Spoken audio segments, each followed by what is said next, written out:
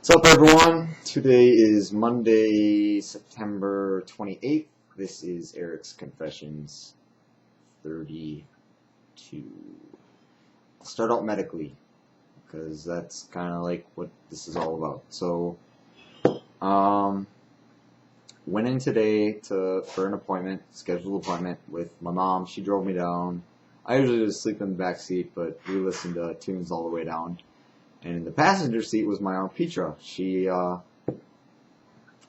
lives in South Carolina, so she's kind of far away. So I rarely get to see her. She's my godmother, and she's basically spending the week up here. So I'm super happy, awesome, glad, thanks that she's here, spending time with me and the family, and gonna have some good times.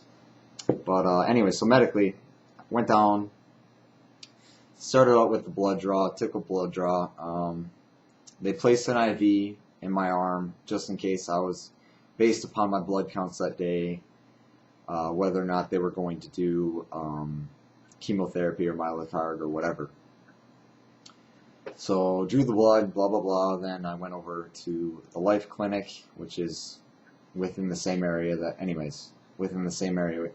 I get my blood draw, just around the corner, for my doctor's appointment. And wait a little while, and I've been drawing a lot lately, so while I wait, I draw.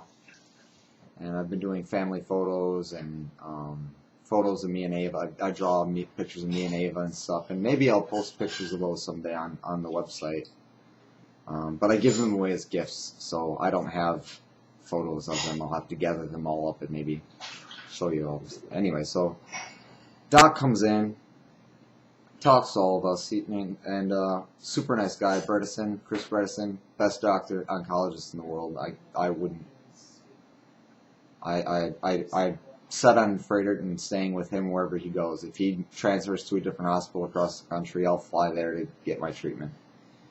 I love the guy. So anyway, it was a busy Monday, so my blood counts weren't coming in. We were waiting for them to come in and see what my status was, where my white blood cells were, where my platelets were, and all that stuff, and it was just taking too long. So we did the regular checkup, lungs clear, blood pressure, heart rate, all that kind of stuff, looking for rashes for graft versus host. Everything checked out fine. As far as the checkup goes, we're fine. Despite all that, he still scheduled me for a dose of Mylotarg on Monday. On this coming Wednesday, so 2 days from now.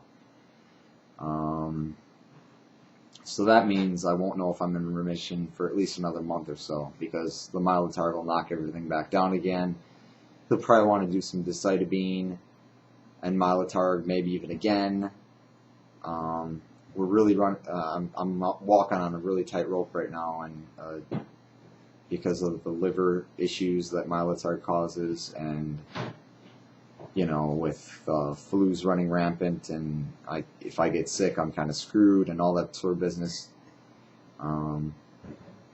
So it's a day-to-day thing, and really we're kind of marching into uncharted territory with my treatment, because there's quite literally no one walking around these days that's 25 years old, that's gone through 2 failed transplants and has relapsed a 3rd time and is still alive and kicking like 3 or 4 months later. So they're actually, from what I understand, they're doing some research studies on my treatments going back all the way 6 years, and maybe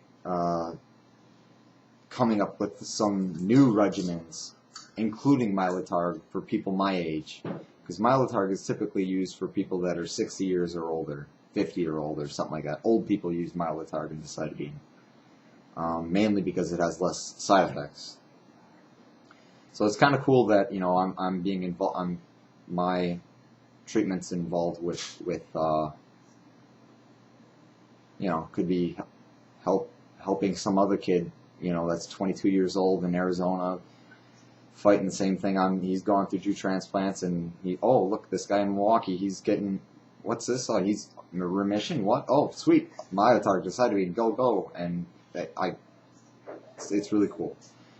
So we know, but we're using these drugs because we know that the typical highly toxic chemotherapies don't work anymore on me.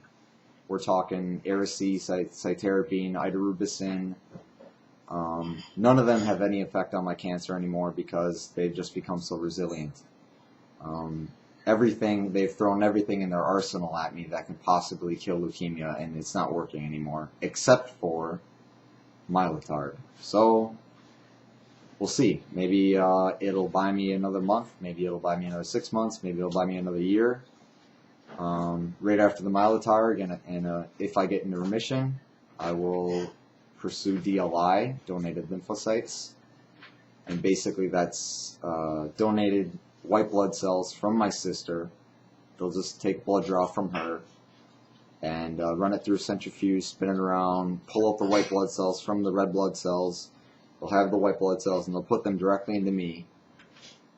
And the reason for that is because the white blood cells I have in me right now, they are Lindsay's white blood cells because I have Lindsay's bone marrow. It's really, really wild.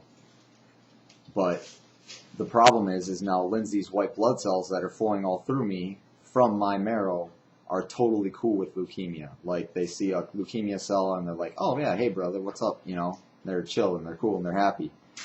Well, that's a problem. My natural immune system won't do anything anymore. So they're going to give me some of her white blood cells directly from her, which aren't used to leukemia. The theory being that they will kill off any remaining cells that are in there, throwing me into remission, possibly causing some GVHD, which will prolong my remission for, who knows, maybe one year, 2 years. Honestly, to be honest, I expect the worst, hope for the best. So I expect I'll relapse probably in a year, maybe 2 years, maybe 3 years, maybe never. Who knows? But that's where I'm at medically. So Mylotarg on Wednesday, probably a bone marrow biopsy 2 or 3 weeks from now, and that's all for that. On another note, got to go check something off my bucket list this weekend, and it was one of the more fun things I've done. Exhilarating, adrenaline pumping. Basically, without saying too much, just went out to like a gun range with a whole ton of semi-automatic rifles and pistols and Desert Eagle pistols and huge gauge shotguns, and blew the hell out of targets. And one guy, we set up a target with a Sprite bottle, 2-liter bottle, and on top of the bottle was a golf ball. And one guy hands me this old World War II sniper rifle, big long scope, meant for shooting something like 300 yards away, you know. But I'm looking at a target that's 75 yards away. It's pretty far away. And the scope was real blurry and it was really hard, and I really softly pulled that trigger back, boom, and all of a sudden, you know, all the guys around me were like, holy shit, you know.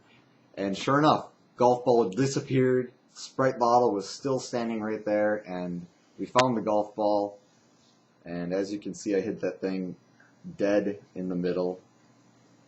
So that was cool. That's kind of my trophy. Also, yeah, so thank you, all you guys who made that possible, and yeah, that's all I can say. It was awesome. My dad said you guys want to do it again. We'll see, you know. It's getting really cold out. I don't know. Maybe. That was a lot of fun, so we'll see. I'll talk to him about it. But that's kind of all I had for this week.